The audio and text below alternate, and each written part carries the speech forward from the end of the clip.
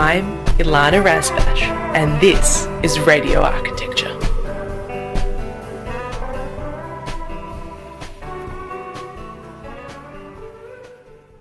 Good evening from beautiful Bunurong country. We are broadcasting to you live on Radio Karam from the unceded lands of the Eastern Kulin Nation, right here in the ancient Karam Swamp. As always, you can join the conversation and text us on 0493 213 831. We'd love to have you with us. My guest and conversation partner this evening is Jenna Cohen. She's the Director of Honeycomb Access and Design, a registered architect, accredited access consultant, and qualified SDA and LHDG assessor. She leads a user-led practice that integrates inclusive design with regulatory compliance, delivering accessible environments across education, transport, health, residential and commercial sectors in Australia and internationally. Notable recent projects include her work on the Burnie Magistrates Court in Tasmania, City Recital Hall of New South Wales, and MacKillop College in Victoria. Jenna is also co-founder of Flying Fox, a non-for-profit supporting young people with disabilities, an experience that continues to shape her values-driven, community-focused approach. Welcome to the program, Jenna. Thanks for having me. It's so good to have you on. And I know you're a listener of the program, so you were excited to join me. Absolutely. And you're probably anticipating what you know is my famous first question, so I'm not going to ask it. And spanner. A little bit of a spanner. I'm really keen to know how and why architecture as your first career choice. I always loved drawing and creating, and I think architecture was a more formal version of that creativity, a way to mix a little bit of math, a little bit of everything, really. I feel like No, it really is. feel like that's the discipline for me, at least. The experiences being you have to be a little bit good at a lot of things. Very much a generalist profession. Sort of, yeah. And I thought studying and drawing pretty pictures would be the experience versus a very science-based study.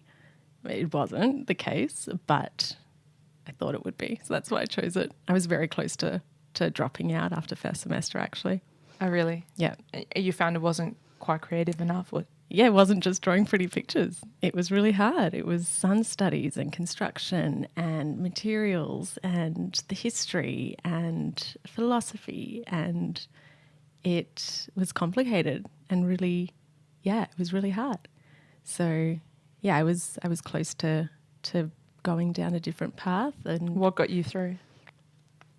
I think actually seeing the human factor and seeing that I could find a way that I could relate it back to people and changing the world. And then I moved to Melbourne and a few things happened and decided I'm going to stick it out. You had already founded Flying Fox by that stage that you were studying, or? A year after. A year after. So it was very close, and these ideas about fun and supporting kids with disabilities was beginning to percolate. Yeah. I won't jump too far ahead on that one yet. I'm really keen to talk about Flying Fox later in the conversation. So we'll ask that question you've got on the tip of your tongue, on the edge of your seat, is what is your earliest memory of a building or place? My earliest memory, I've been thinking about this. And so I was born in South Africa, in Johannesburg. My family moved to Sydney when I was 5. And I guess it's hard to remember if a memory is just based on a photo or the retelling of that story, or if it's a real memory. But I think it was when I was maybe 3 or 4, sitting in my house with my brother and our nanny at the time, drawing. And she pretty much taught us how to draw, and that was a big interest of mine. And I remember the room being really white, like cold white tiles, and it flowed onto our garden, which was this massive, beautiful garden with lots of greenery. And that was in such stark contrast to our home when we moved to Australia, to Sydney, to this beautiful little house that was narrow and nestled in amongst other terrace houses right near my school. We used to walk to school there, and the experience was beautiful as well. And the memories in that home were also very much on the ground and the floor, because I guess we're so little and that's where we are. So I remember the warm carpet in that home and searching for beads and things. My friend and I used to search for beads and then make bracelets and sell them on the side of the street to like the one pedestrian that would come in the day. So you're always a bit entrepreneurial, ingenuitive, coming up with new ways, new solutions. Yeah. And when I was 5, I opened a business in my house. I collected pamphlets from local shops, free brochures, and I stuck them on my door. That was my shop. I sold pamphlets to my family. And the sign said, "Open a little bit each day." That was my first business. That's the dream. That's the business owner's dream. Open just a little bit each day. Selling free things for $1 to my family members. Entrepreneur, right? I love that. I'm interested actually in how you're talking about these memories of being on the floor and the ground plane and the groundscape and how important it is. I actually myself have an early memory of carpet, but for me, it strikes me that so closely relates to your work as an access consultant, because you are looking for those edges and thresholds and junctions and joins and making sure that the way we can move across and through our environment is safe and accessible for all. Yeah, and sometimes 3 millimeters makes the world of a difference for someone. That's enough to fall in a staircase, right? 3 millimeters difference between steps is enough to fall. Yeah, absolutely. And sometimes it is just that detail. And other times it's more about the big picture and the master planning, how someone's going to find their way from the car park to the other side of the building hundreds of meters later. But yeah, the floor finishes, that transition, those details, definitely very important. From the micro all the way to the macro, to the systems thinking and the big picture of architecture and how architectural training sets you up for that. Do you remember what that first drawing was, that first pretty picture? Yeah. I think it was like a blue bunny or something. I don't think there was nothing that complicated, and it was always copying pictures. But she taught me how to take something in real life and put it in 2D, and it was pretty magical. Like, we don't just take a photo and have it replicated. We can actually do it by hand, bit by bit. So, yeah, I was always pretty good at copying. There's something in that wonder and that discovery of you can take an idea, you can make it into a picture. And that's a really awesome experience for a child. Then when you go to architecture school, you realise you can take an idea and turn it into 3D and turn it into a building. Yeah. And then when you become an architect, you're legally entrusted with bringing something into existence that wasn't real before, right? Yeah, yeah. It's pretty magical. It Yeah. becomes a privilege, doesn't it? And scary, but yeah, it is magical. And scary. Take me back to the uni years. What's the biggest lesson from that time that you still hold on to today?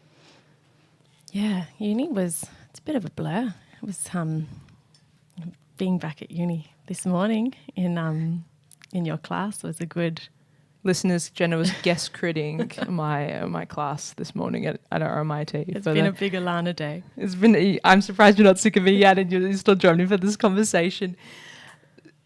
So you were with me today already with the students. Yeah. And by sheer coincidence. But I was reminded of just how intense uni days were, and at the time it was stressful and there were late nights, and I really cared about the work. I wanted to learn, I wanted to produce, I was proud of my work. I didn't just see it as a means to an end. I really trusted the process. I think my biggest lessons were learnt from my peers and not necessarily from the curriculum. That's really true. That's common. Yeah. And the best thing I did during my uni days, which I'm grateful for now, is each semester I would put together a list of the tutors, their email addresses, any lecturers and their email addresses. And I had this little database when I finished uni. I think I took an extra year, so maybe 6 years later, I had this little database. And it's where I started my business. Wow. Yeah. The support of mentors and connections. Yeah, and I called up my one tutor and I said, "You're my mentor. You're my business mentor." And he said, "What's that?" You just picked him out. Yeah, I just said, "You have to mentor me." That's really brave. That's excellent advice for students and graduates. Yeah, just take down an email address.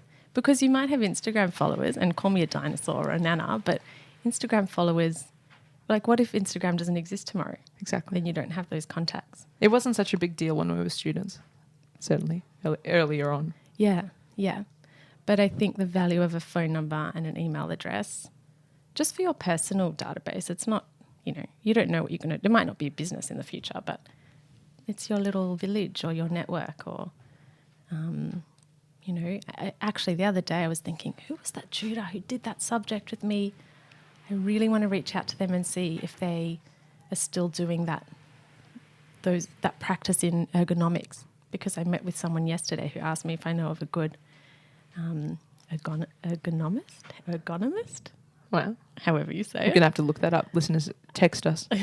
Text us is it if anyone knows a good economist. Ergonomist. Yeah, so I think that was the biggest lesson.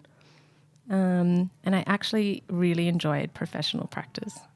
I wasn't like the big design student wanting to do the coolest skyscraper. I really enjoyed the practical learnings about how to run a business, about how to put together a drawing package, how to draw a reflected ceiling plan.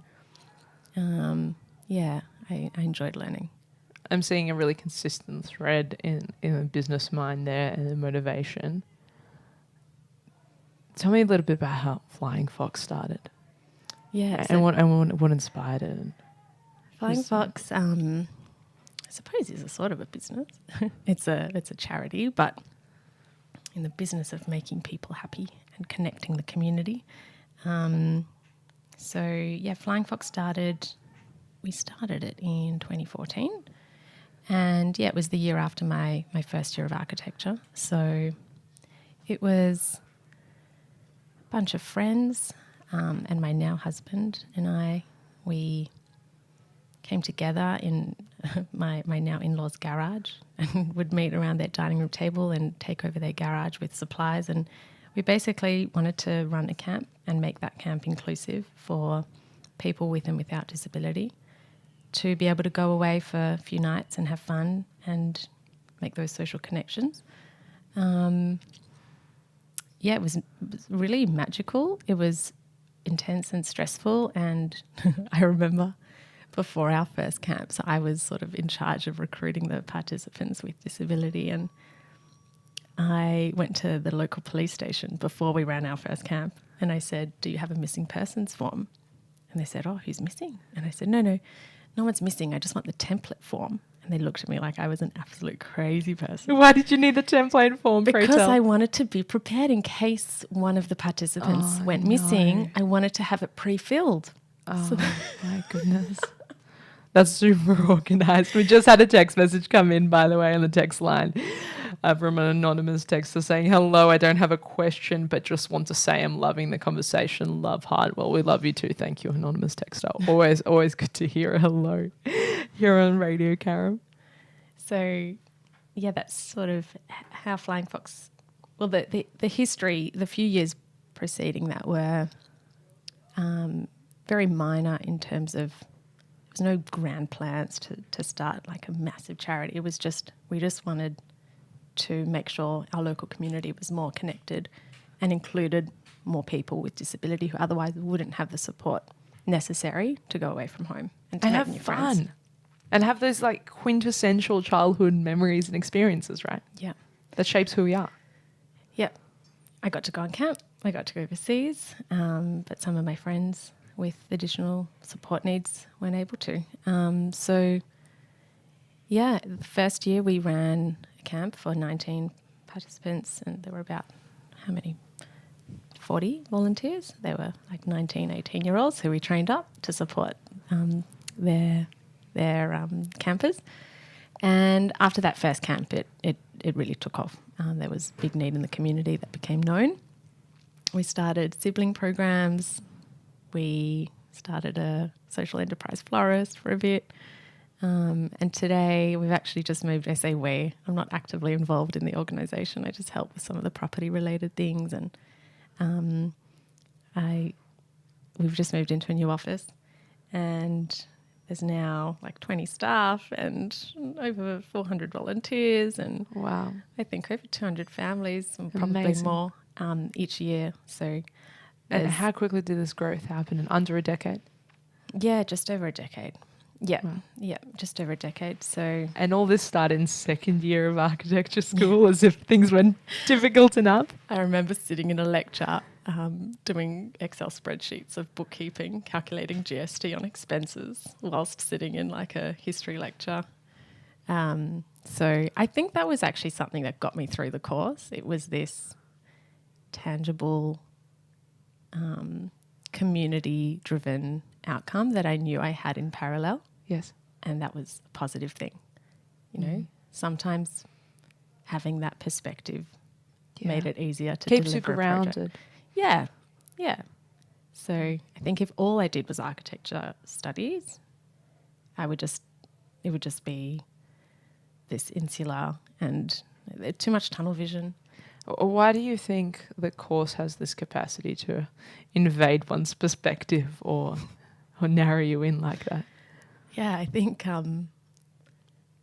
it's just I don't know how long ago, but there used to be a year. Was it in your episode with Norman Day that he was talking about the year out? Yeah, the year out that you had to go and work, and they don't have that anymore. So a student could technically finish 5 years of study full time, No experience. with zero experience. So yes, I wasn't doing architecture; I was doing camps, but I worked a bit. Where did I work? I can't even remember what jobs I did. I worked at an access consulting firm, and then in my master's, I started working as a student in an architecture firm, which was the best thing to gain that perspective and real life experience. But yeah, I think if you're not doing other things, it can be very, very isolating and insular, and then your perspectives are narrow and you only have that one tutor, or it becomes too obsessive. Yes. So it's good to get different perspectives, life experience, and practical application of the things that you're learning. Absolutely. What's your biggest piece of advice to students today? Other than the Excel spreadsheet of networks? Yeah, definitely to explore external influences, whether that be in architecture or other reception work, Macca's work, something. Who knows? It can help you find your why, right? It can help you find your core meaning. Yeah, and something in the community, or whatever fills your bucket. How much did co-founding and Flying Fox and being involved with camps help shape you towards being an access consultant? Yeah, probably entirely, because I would sit in lectures and hear some really arrogant designers talk about their work and how it was the building designed by them with their name on it. And I thought, this is really egotistical. I mean, not all my lecturers were like that. So I had some beautiful, grounded, community-driven educators, but I didn't know how to reconcile that with my community interest in doing good in the world, making the world a better place. And one day I just Googled disability and architecture. Wow. And I came across access consulting. So I went and studied and did a diploma in that at the same time. So it completely shaped my career. And although I'm registered as an architect, I'm doing 99% of access consulting, and at some point I'll do some design work as well. I'm constantly editing designs and collaborating on designs, but I haven't done a construction detail in a few years. I think actually we should bring the listeners into what is an access consultant and what is access consulting and what we mean when we talk about access. Yeah. I think if you ask like your typical corporate what they do, if they're I know a lot of people who are management consultants. Like, what do you do? Like, what is it in the day that you do? Like, other than PowerPoint presentations and sit in on meetings. But an access consultant is essentially one of many important specialist consultants that would come together to collaborate with an architect on a project. So you'd have your architect who's the principal consultant on a project, and working with that architect, let's say a typical medium scale project, there would be a heritage consultant, if applicable, and structural engineer, lighting, acoustic, access, did I say structure? Building services. Yeah, There's a services. whole team. It takes such a team of people to bring that building into existence. Yeah, absolutely. So there is a very keen focus on disability and compliance. I like to stretch that to just general inclusion and universal design and making sure that the design actually functions. And sometimes I will just put on my generalist architecture hat and ask a question about the design. But yeah, it's primarily compliance focused. And in Australia, I think we're pretty lucky to have a robust set of legislation and standards and codes for minimum compliance. So our job is to interpret all of those standards, piece them all together, because there are a lot, and apply them to a project, and then understand the grey areas, the loopholes, the alternatives, the exemptions. The opportunities. And the opportunities, definitely. Yeah. We certainly always talk about the NCC, the National Construction Code, on this program as being a minimum standard. Yeah. And it is the absolute bare minimum. Yeah. And the interesting thing about disability and access standards is that it's not a one-size-fits-all approach. Oh, no. I'm wondering, in your work, is it still very much a minimum standard, and you're finding it is the bare minimum, or it is generally starting to perform at the level we need to offer support? So is that sort of in line with the general level of disappointment we're hearing about the NCC, or we're all having as practitioners with the NCC? Or is it actually doing a bit better, and is it helping the community it's designed to help? Yeah, that's a good question. I think there's so much red tape. Like at the moment, there's a draft. I don't think it's out to the public just yet, but there's a standard that's that a voluntary committee, are working on to better improve furniture and fixtures for general accessibility. And it won't become a minimum standard because there's not enough research that was done locally specifically for that standard. There's too many issues with copywriting and all of that. I think sometimes it is an absolute minimum. Sometimes it's worse. It's not. It's actually would be better to not have it. So, for example, we have some minimum standards for NDIS related housing, and for some potential participants that will go into one of those homes, the position of the toilet is in the wrong place. So it's not just a baseline okay and then it can be enhanced. It is in the wrong place for their support needs. So it's in the corner of the room where it needs to be in the centre of the room because that person needs support on either side, and it would be safer for two people and manual handling. That's just one example. So sometimes it does get in the way. But overall, I think, just to kind of provide a baseline for the construction industry, quality and life cycle, it is a good minimum. And then we should have better examples of best practice, good design in our community to act as examples, because I think that's what we're really lacking. And I have clients that want to see it. They want to know, okay, we know what the minimum requirements are, but can you show us some amazing bathrooms? Can you show us some great waiting rooms that are just like a real winner, catering to so many different people, that are flexible, that are modular, that work, that are durable? And it's not one size fits all. And that's why we do have to think about principles. Principles in design, universal design. I like to just say inclusive design, and to ask the question, is the design equitable? Does it promote dignity and integrity? And does it work? Is it functional? You've answered the question that was on my mind already. All those things are descriptives of what is good design. Yeah. If you can answer those three questions of does it function, is it equitable, and what was the third one? Is it functional? Is it equitable? And is it durable? Yeah, is it durable? Good design is functional design. Yeah. But it's also comfortable design. Like, it's got to be comfortable. You got to want to enjoy to be in that space. It's got to bring you that joy, right? Yeah, because it can work. Like, a door can open and then it works, and a wheelchair can move around and get in there. But do they want to stay? Is it comfortable? And is it good design? Does it give you that next level? It's like the the Vitruvian principles: firmness, commodity, and delight. Oh, The first first year architecture. De Architectura by Vitruvius, the first book on architecture ever written, Yes.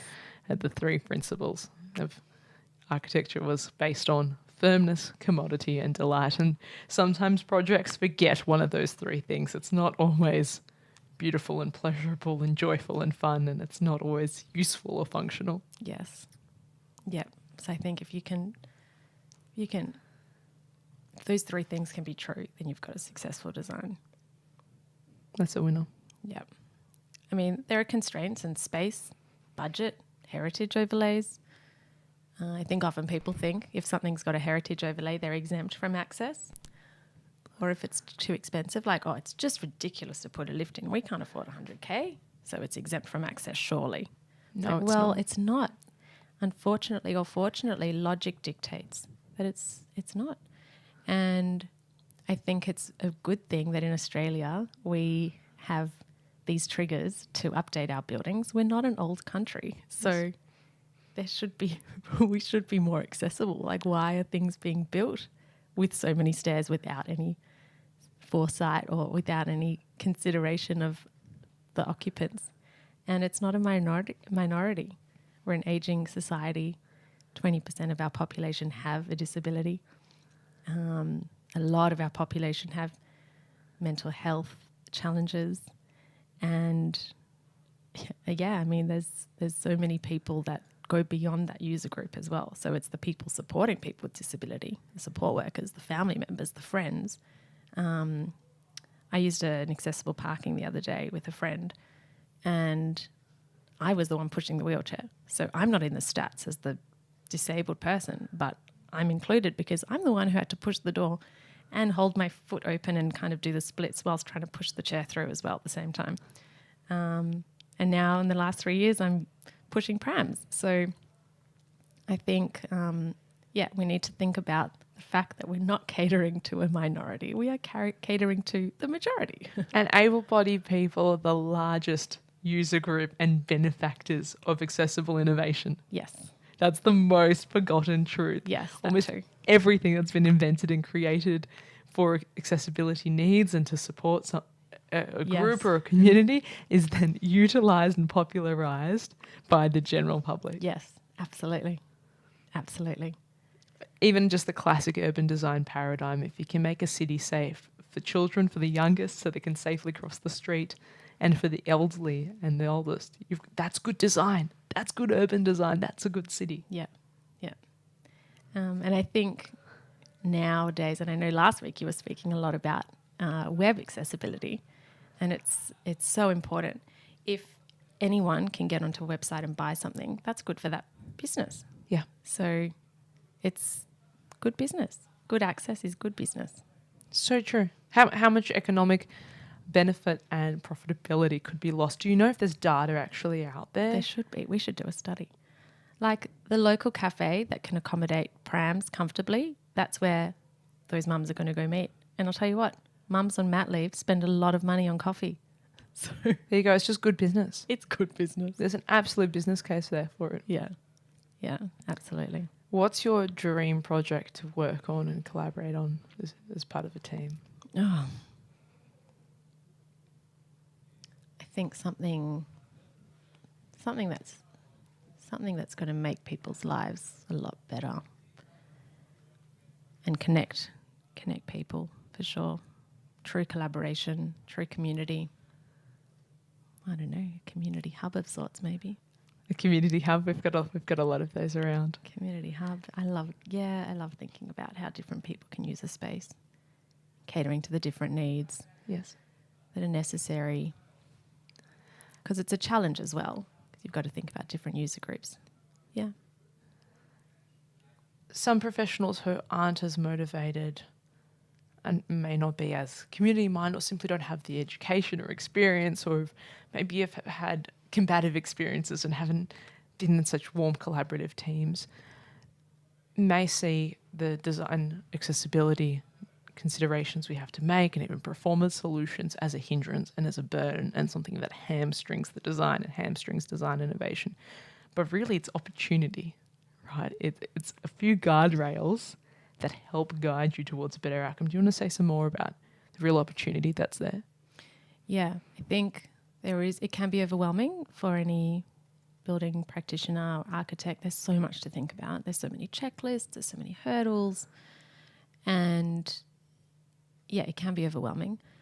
But I think there is some beauty in our constraints because there are some opportunities to think about what can be more sometimes logical, what can be more cost effective. And yeah, I don't know if it's loopholes. It's, yeah, definitely more about opportunities than loopholes and being clever and logical about things. Like today, I had a small query from a client about where to put hearing augmentation signage, and they wanted to just make sure it complied, and they were so nervous about it not complying. And okay, well, let's just do a separate sign to the room sign, and then we'll make sure that it ticks all the boxes. And I said, well, then you'll have like a lasagna of a million different signs outside the room. Just do one integrated design package that says the room, what it is. Underneath that, there's hearing augmentation or there isn't, and any other information about that room that you need to say. So, I don't know, no cameras in that room or whatever, and include it in your whole wayfinding package. And if we need to think about a performance solution because it's 10 millimetres further from the door architrave, then so be it. We'll think about it. But that's going to make for a better user experience in that building. Absolutely. And if someone can get to the room more comfortably, that's not just for the person using the hearing augmentation. It's everyone who needs to read the sign. Like, less confusion. You make it easy. That's a universal design principle. Yeah. So any user of a building, especially a new user, so someone who's not been to that building before and it's not a known environment, they want to be able to comfortably, not awkwardly, get from A to B. They want to get to the entrance, know where reception is, find their way to the room, know what information is important and get inside. So I think, yeah, sometimes performance solutions are necessary in that sense to just get logical design over the line. And get a better design outcome. Yeah, and get a better design outcome. Yeah, for sure. That's the beauty of a good team. Yeah, yeah. When you moved into Access Consulting, what was the most surprising thing you discovered? From a business sense, just like... Both, but Right. I'm also interested about the discipline. Yeah. Or working sort of on the flip side. Yeah. I like editing and I like improving. So if someone else hands me their design, I call it toilet Tetris sometimes. Like you hand me a cubicle or, lots of different amenities within a end of block facilities, end of trip facilities, and we have to fit it all in a certain square meterage. And I like to do toilet Tetris and edit designs to sort of make it work and solve the puzzle. Yes. I really enjoy that.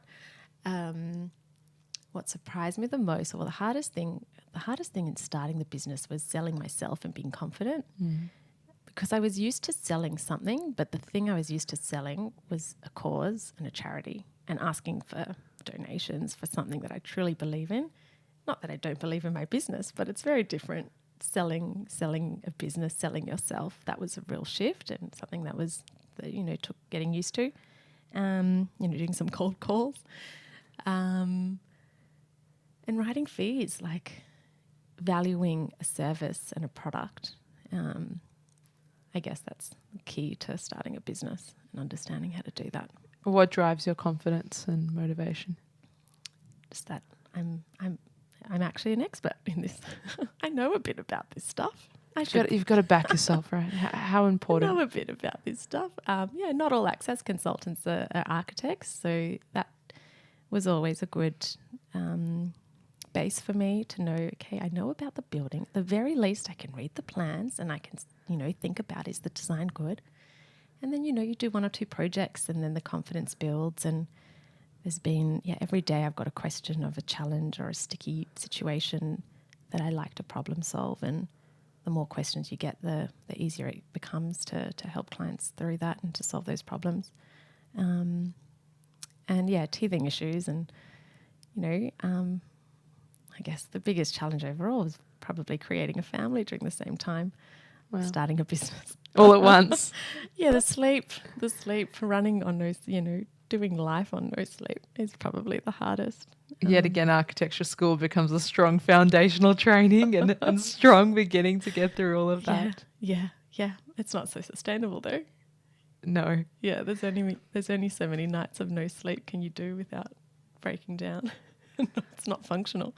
Do you recommend more architects and designers, with even interior designers? My students today were very curious, should get into access consulting? Yeah, it's definitely becoming, like in the last few months, I've had a few people reach out and ask me about it, and can I tell them about the career and what it feels like to work as an access consultant. And I love it. I find it very rewarding.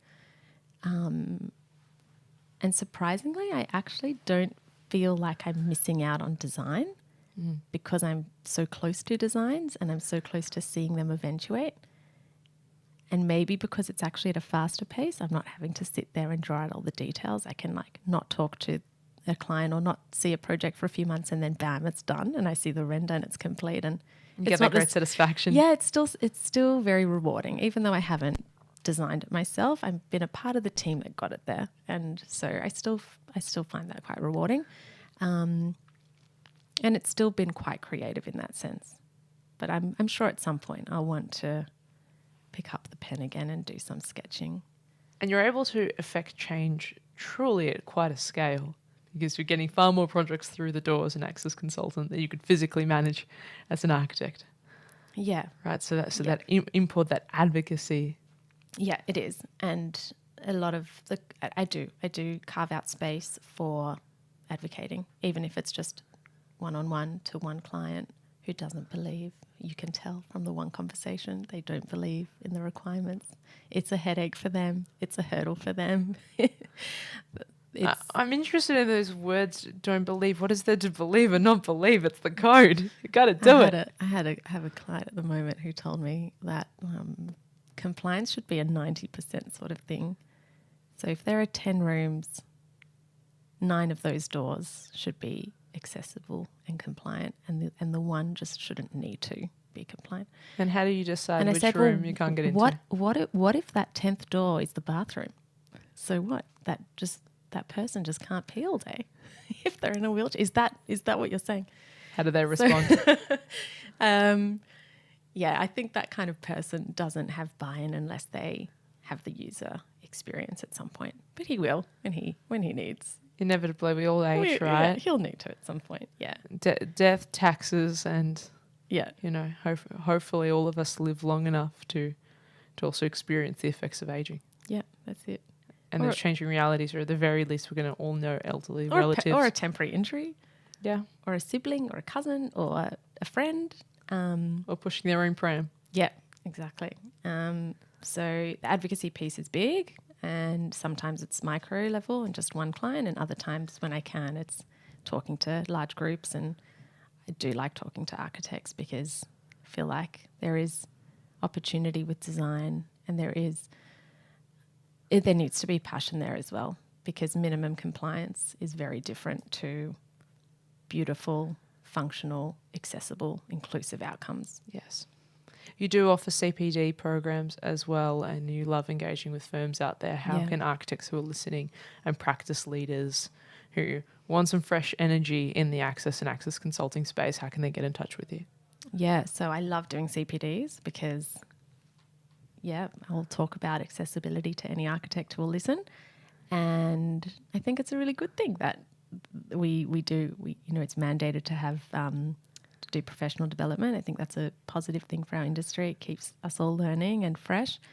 So happy to deliver CPDs to really any architects. I've done sessions in Perth, in Brisbane, in Sydney, in Tassie, and in Melbourne, across Melbourne. So yeah. What's the inquiries email to reach you on? Oh, it's all me. Just contact me. It's jenna@honeycombaccess.com.au or 0404 495 111. And always happy to have a chat. I've done CPDs for just 2 people in one office before. I don't mind. No group too big or small. No, exactly. You must get a million questions though about toilets, and I absolutely won't be asking you. I love toilets. We can talk about toilets.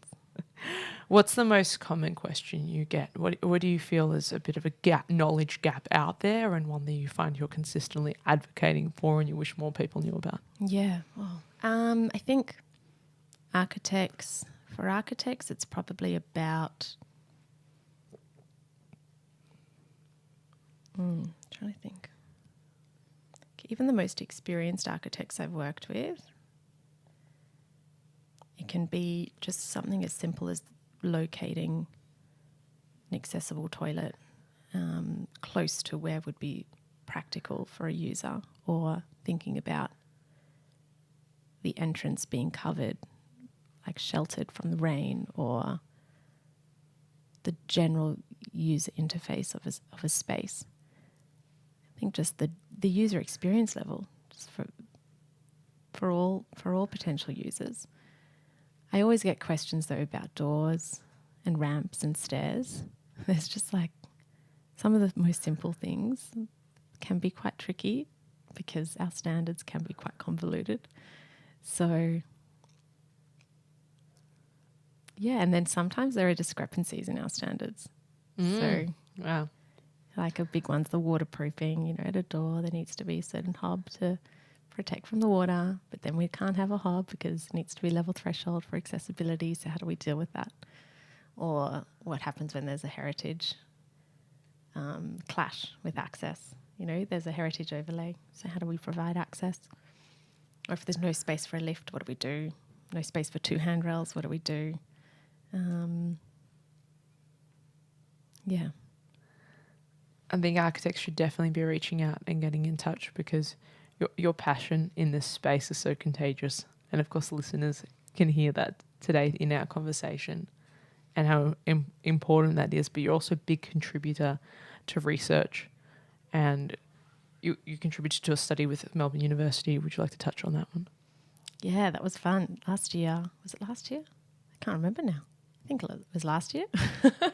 With Dr. Kirsten Day. And A past guest of the program. Yes, Kirsten. And Andrew Martell. So they led a design studio at Melbourne Uni last year. And I think it was one of the first, or the first. The intent of the design studio was for it to be a co-design studio. So the architecture students were paired with a participant with lived experience of disability, and together they came up with the design for a project that they came up with as a partnership. So that was a partnership with Flying Fox, and I facilitated that. And the students had lectures to learn more about accessibility and universal design principles, to learn about sensory mapping of spaces. I think that would have been really cool for them to deliver a plan that wasn't your traditional furniture or floor finishes plan, but a sensory map of a space. And yeah, the outcome was pretty amazing. I mean, it was a pilot, so there were lots of learnings, but the students, to compare their first interaction and their first sort of collaboration, or taking the brief from their design partner, sort of acting as a client in the sense that they're the architect and there's a client, but it was very much design partnership. And comparing that experience to the very last one, they really built this rapport and relationship and figured out ways to communicate and to have the conversations. Wow. I think that was the most magical thing. They figured out what would be the best setting, the best way to ask the questions. And some of the students were paired with a participant who communicated with no verbal language. So they used different devices to communicate. That would have been a challenge in and of itself, something different to work with. And others had to figure out that they communicated best when they were outside on a walk because there were no distractions. It was a beautiful studio, and they came out with amazing outcomes. And then there was this publication that was put out together with some other partners and grant partners from the I forgot the funder. What was the biggest learning from this co-design they put method? together a set of principles for other architects and students to do co-design. A guidebook. Yeah, a bit of a guidebook. What are some of those biggest principles of co-design? Yeah, so the first is the environment. So you can't just ask the question and say you've asked it if you haven't provided the right setting for it. So figuring out what the best environment is to tease out those ideas and to establish a design brief and a return brief, and then to iterate and collaborate on that and test it and then repeat until you get the outcomes, because you want to come up with hurdles, you want to come up with challenges and problems, because then you can solve them and the design will be better. So I think being open to that, that iterative process. And how do we help advocate to build this into project timelines? Because the biggest challenge I can see isn't even so much budget. Like really, where there's a will, there's a way you can make it happen. It's time becomes a challenge. By the time a stakeholder group or a client group or someone in the right department that's able to be a champion for this process pulls it together, the time isn't there and the pressure comes back on the design architect and the principal design consultant. Yeah, it needs to be allowed for, and it needs to be mandated as a minimum requirement so that one architect tendering isn't penalised for including it when another architect comes out cheaper for not including it. But it also doesn't need to be expensive. It can be 10 coffees with 10 community members who are potential occupants of that space. Just have a coffee, show them a plan, show them a render, show them a model, whatever you think is going to be the most accessible format for that user. If they're not going to understand a plan, then don't show them a plan. Talk to them about a concept. Ask them what they need. I don't think any mums or fathers or carers or support workers were consulted in the design of change rooms or toilets in airports, because they look beautiful and they tick all the boxes. There's places to change, there's somewhere to throw the nappies, there's somewhere to wash your hands, but they don't work. Because I don't think a mum or a dad or a carer went into one of them, but then they just replicated them all across lots of airports. So I think it's just allow for some of that, allow for some post-occupancy evaluation, and then implement it. It doesn't need to be expensive. The challenge I also see is often stakeholders and client groups want to do their own user engagement and their own lived experience consulting, and they do that in-house and they protect their group, and there's very little opportunity for the architect to engage and break down that wall, break down those connections. Probably the thought of their users and their lived experience participants having a coffee with an architect terrifies them. Because the council might have done a community engagement session, answered some questions. It reminds me of Parks and Rec. Yeah, pretty much. Or Utopia. Yeah, and then done what with that feedback. So let's sit in a little action plan somewhere getting dusty on the shelf, just to say that, have your say. That they got Nana to come to one session to say that it needs to be softer at 10 p.m. because their neighbour's air conditioner's too loud or something. They need the design team around the same table with the community to listen for 10 minutes. Start small, start cheap. It'll go a long way. And push it beyond just that box ticking. Yeah. Because for me, that's the exciting bit. That's the meat in the design sandwich. That's the inspiration. That's your springboard for ideas. Yeah. There's nothing worse than moving through a process and you start designing because you have to, because the timeline says you need to start designing, because the client says you need to start designing. And then they say, okay, and now we want to do some consulting. But you need to convince them that what you've already designed is the way to go. Yeah. I actually, as scared as I am about AI, and it is very overwhelming, I think that there is actually one opportunity and one, I don't know, maybe positive thing that's going to come out of it, which is, I think we're going to save time on the boring stuff, and I think it will carve out more time for that meaningful engagement. For the in-person, the face-to-face. Yeah. That's a really interesting hypothesis. And I think perhaps you're right, because what I'm hearing is that soon people are going to stop trusting all cold calls, because that could be AI, all cold emails, definitely AI already. We know agentic AI software exists. Yeah. And people are only going to trust face-to-face sales interactions, and those relationships are going to be important.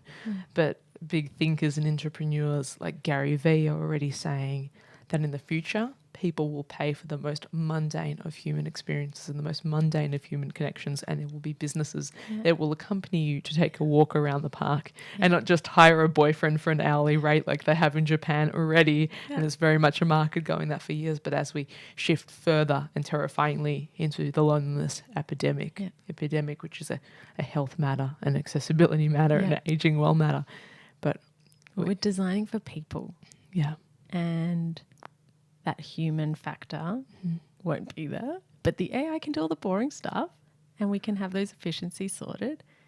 And then we can test the design and engage with the community about the design at a face-to-face level. And maybe that will be the platform for more of that to happen. I'm hoping. I'm hoping they won't try and use AI for stakeholder consultation, but I'm clinging on to the hope and faith that AI does not have the capacity. 10 random humans, and they say these are the challenges they have with your design. This is the issue we think you might come up against, but really AI at the moment, and hopefully never doesn't have our level of empathy. AI could be there listening to the conversations. Taking notes. Yeah, take notes, summarize the findings, and let's put together the data. That's fine. Yeah. So I think stakeholder engagement is something that absolutely needs to get easier and more common, less of this scary kind of label for architects where they're like, oh, it's another thing I have to do and implement into my design. It needs to just be like, it needs to be considered a boost and a support to the design rather, I think. Yeah.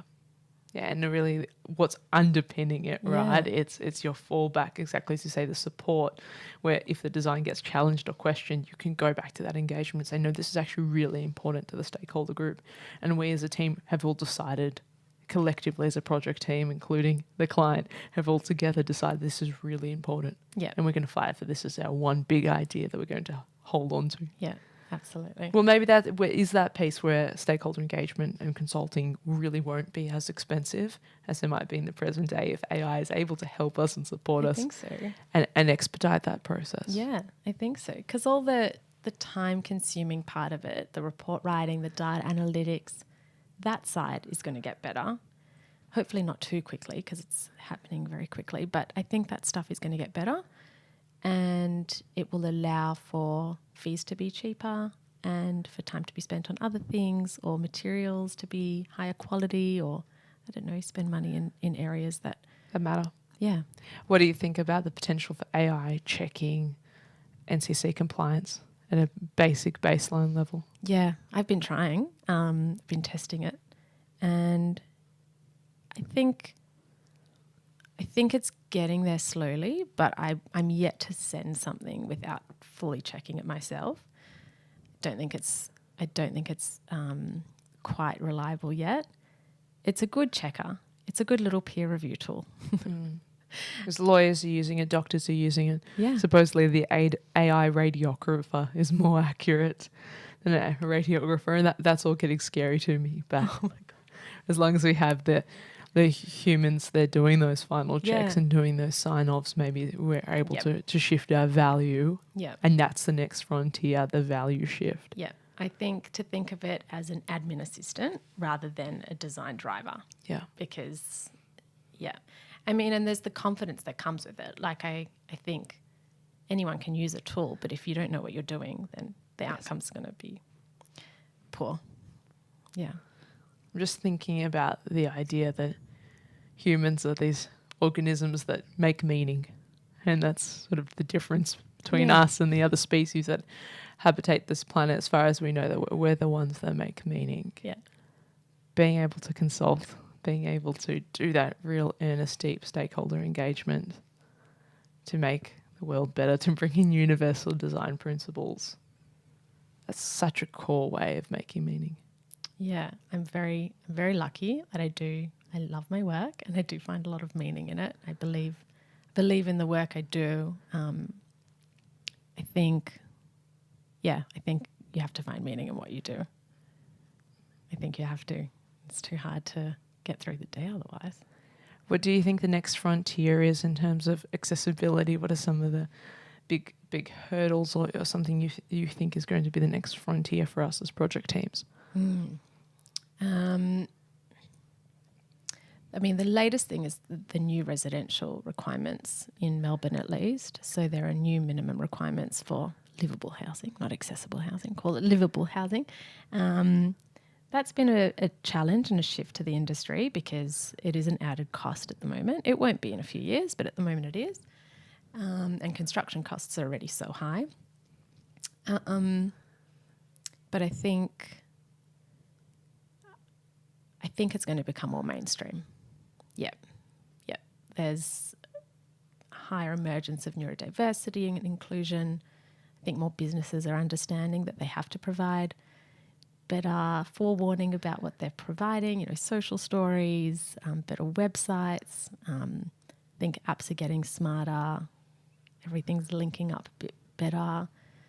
I'm positive about access and disability inclusion in Australia. I think we've come a long way in the last 10 years and I think it's going to get better. Oh, we've come so far globally, right? If we just imagine from anything into its travels, we're miles ahead of so many countries. I think so. And I have a friend who uses a wheelchair and she just went overseas and she said she was really disappointed by her experience in Singapore and Europe. She said they took steps backwards.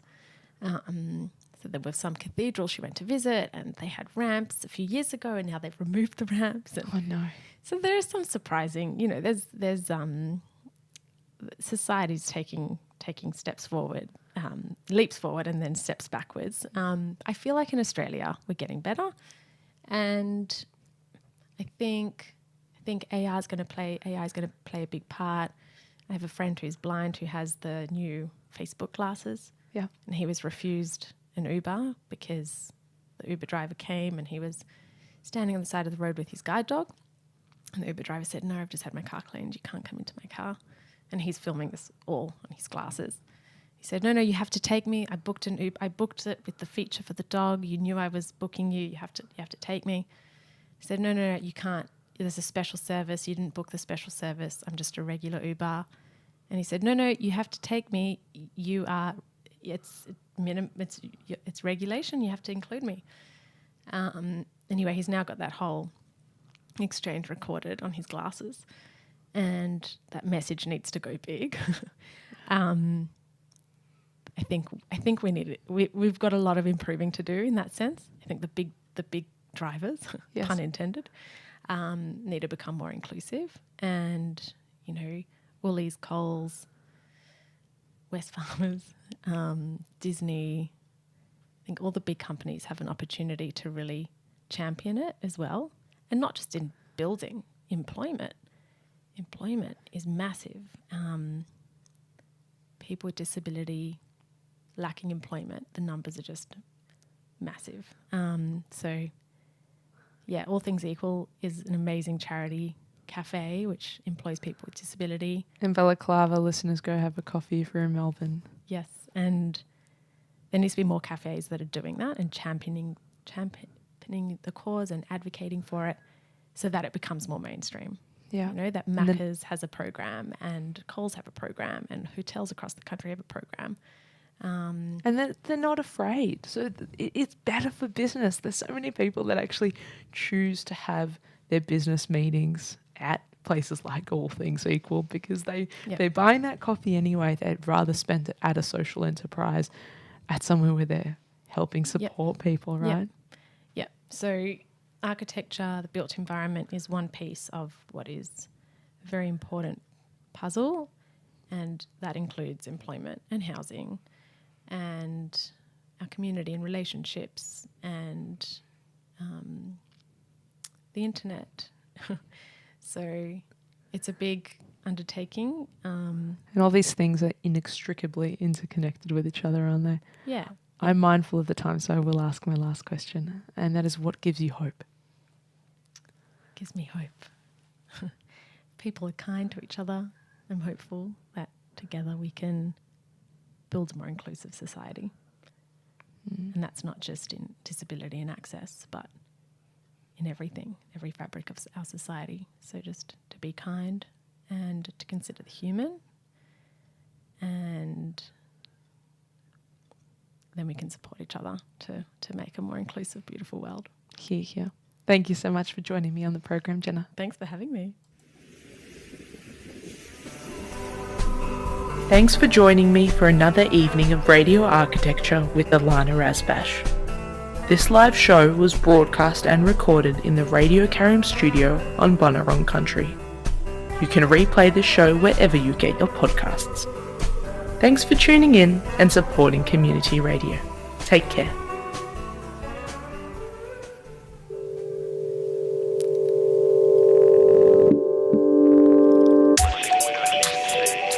You're tuned to Radio Karam, local community internet radio. This is Svi Belling, aka Z6.